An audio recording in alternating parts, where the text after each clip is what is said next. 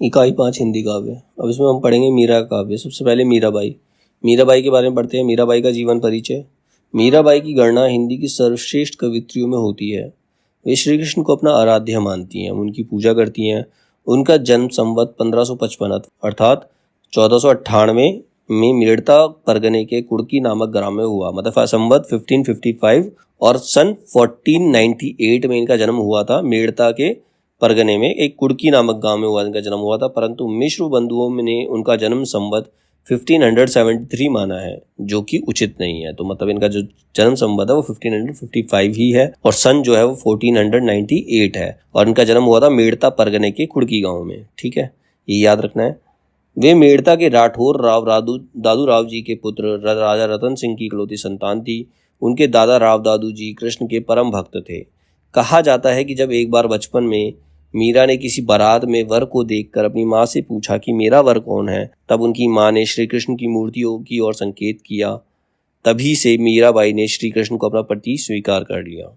संवत 1573 में उनका विवाह मेवाड़ के प्रसिद्ध शासक राणा सांगा के बड़े पुत्र भोजराज के साथ हुआ, परंतु 7 वर्ष बाद ही वो विधवा हो गई। मतलब उनका जो विवाह हुआ था मेवाड़ के शासक राणा सांगा के बड़े पुत्र भोजराज से हुआ था और 7 वर्ष पश्चात उनके पति का देहांत हो गया और वो विधवा हो गई। अब वे अपना अधिकांश समय श्री कृष्ण की उपासना व साधु संतों के बीच कृष्ण कथा में व्यतीत करती थी। उनके देवर विक्रमादित्य ने इसे अपने अपमान की बात समझकर 2 बार मीरा को मारने का असफल प्रयास किया। विक्रमादित्य को जब ये पता चला, विक्रमादित्य कौन थे? उनके पति के छोटे भाई। उन्हें जब पता चला कि मीरा जो है श्री कृष्ण की भक्ति करती है और साधु संतों के साथ रहती है, तो उन्होंने मीरा को मारने का प्रयास किया, लेकिन वो 2 बार असफल हो गए। अंततः वह चित्तौड़ छोड़कर वृंदावन चली गई। वहां पर उन्होंने संत रैदास को अपना गुरु बना लिया।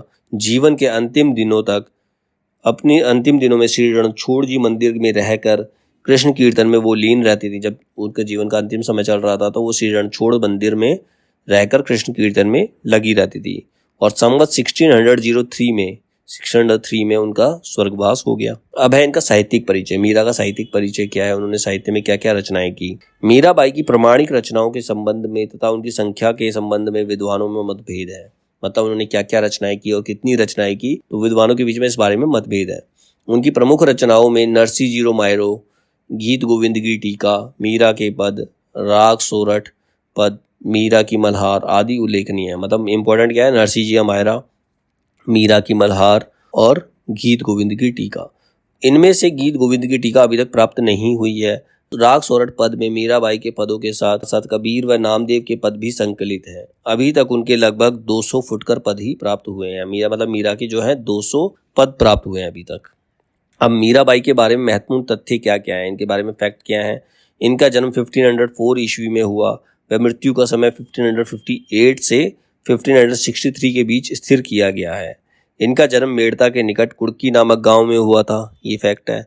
ये मेड़तिया के राठौर रतन सिंह की पुत्री, राव दादू जी की पौत्री मतलब राव दादू जी की पोती और जोधपुर को बसाने वाले प्रसिद्ध राव जोधा जी की प्रपुत्री थी। इनका विवाह राणा सांगा के ज्येष्ठ पुत्र भोजराज के साथ 1516 में हुआ।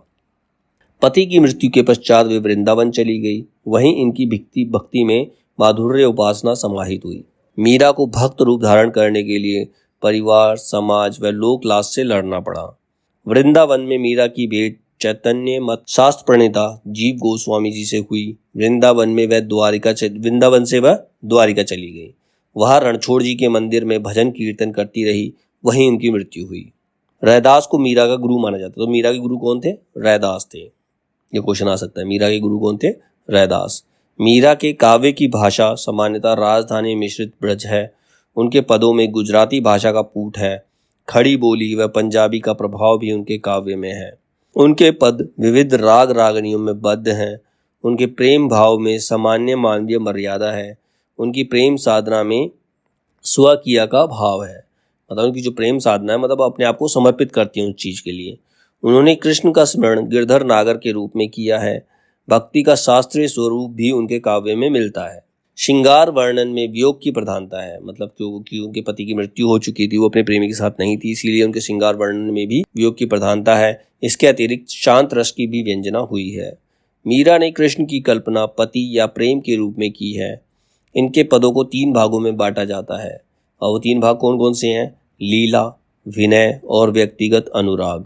नाभाजी, धरुदास, व्यास जी, मलुकदास आदि भक्तों ने मीरा का गुणगान किया है। तुलसी ने पत्राचार के विषय को शुक्ल जी ने प्रमाणिक नहीं माना। 84 वैष्णवों की वार्ता में मीराबाई को वल्लभाचार्य की शिष्या ना होने के कारण अपशब्द कहे हैं। मीराबाई जो थी वल्लभाचार्य की शिष्या नहीं थी, वो वल्लभाचार्य उनके गुरु नहीं थे, इसलिए उनको अपशब्द कहे गए।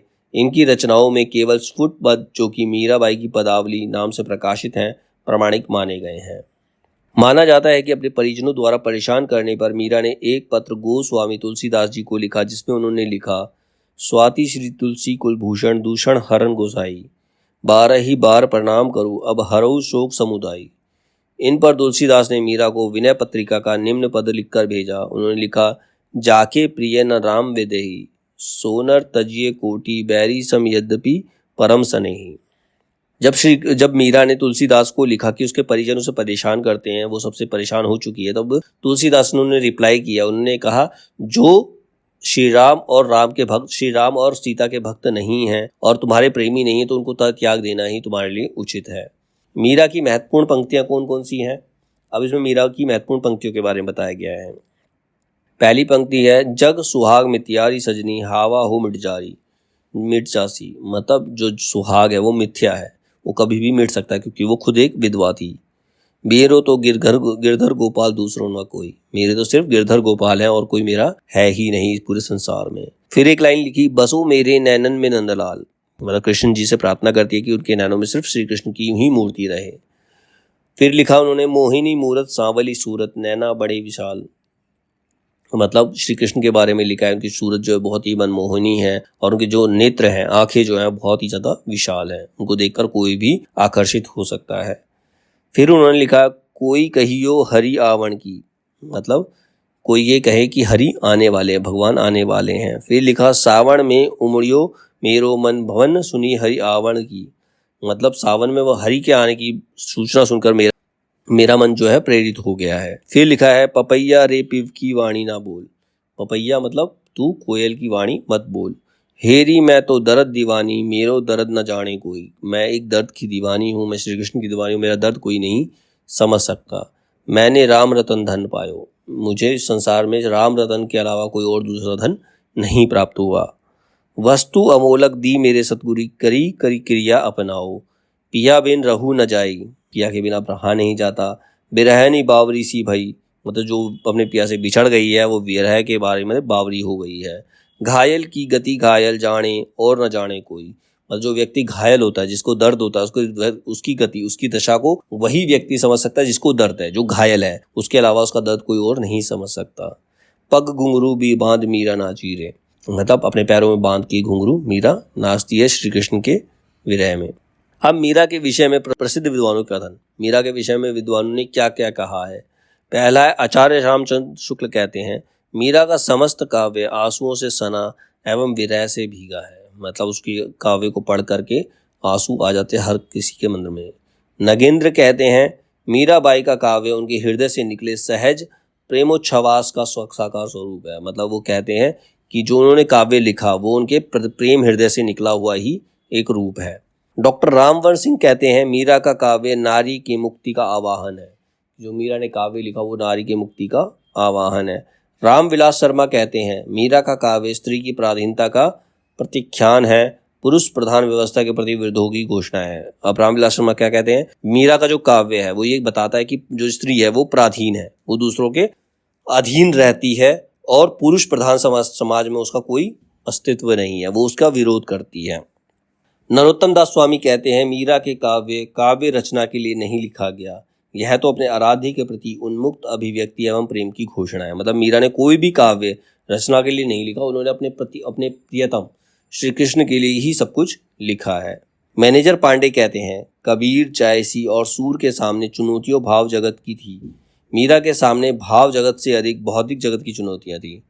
मतलब जो असली का समाज है उसकी चुनौती मीरा के सामने थी। उनकी चुनौतियों तथा कठिनाइयों पारिवारिक और सामाजिक जीवन की थी, मतलब उन्हें अपने परिवार में भी इस कठिनाइयों का सामना करना था और समाज में भी सामाजिक कठिनाइयों का सामना करना था, उसमें रहकर उन्होंने रचनाएं की।